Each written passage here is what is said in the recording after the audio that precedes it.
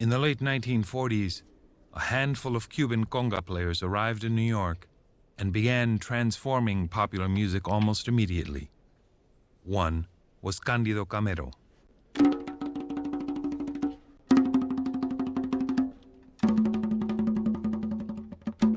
Along with his peers, congueros like Mongo Santamaria and Armando Perraza, Cándido would introduce the U.S. to an entirely new level of conga mastery.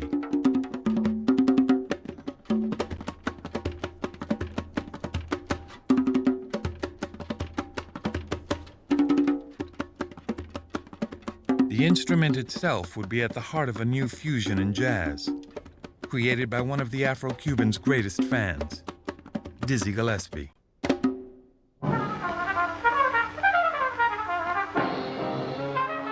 As a founder of bebop, Gillespie had already revolutionized jazz. But he saw one aspect of it as stubbornly resistant to change.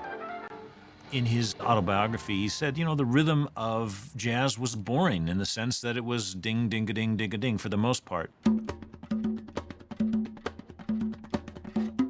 With an upcoming concert with his big band at Carnegie Hall late in 1947, Gillespie asked Bauza to suggest someone to play, in Gillespie's words, one of those tom-toms.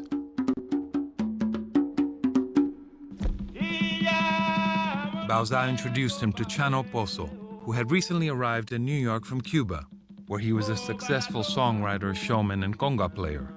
He had risen out of one of the roughest tenements in Havana. Chano's a street dude, man.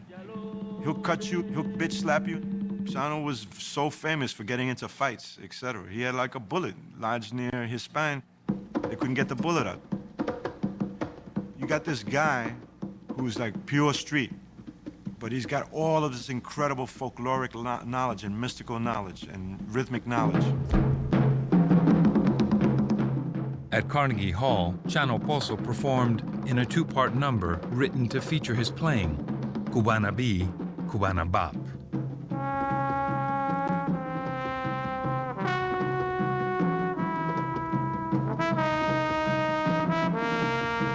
Chano's appearance went over very big.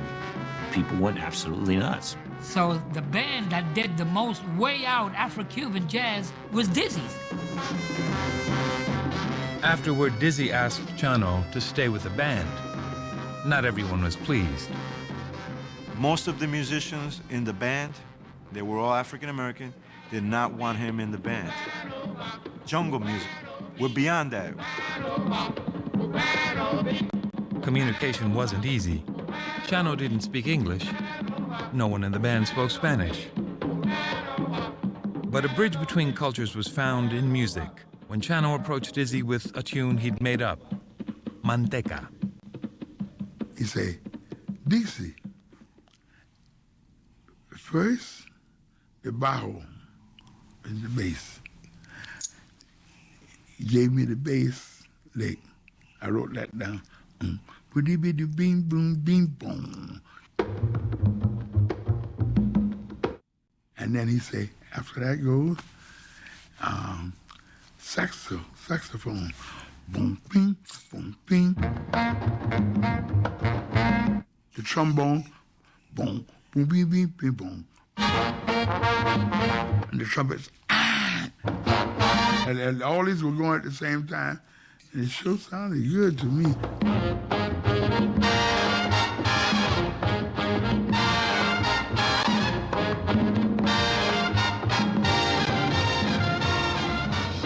Manteca is probably one of the most, distinctive tune.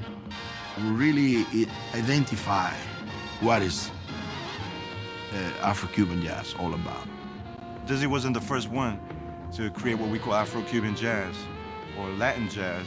That title goes to the Machito Afro-Cubans. But Dizzy was the first person to champion it outside of the realm of the close-knit society of those musicians that were from the culture.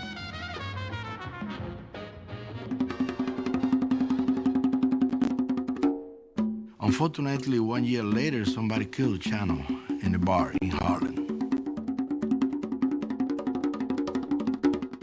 But he left us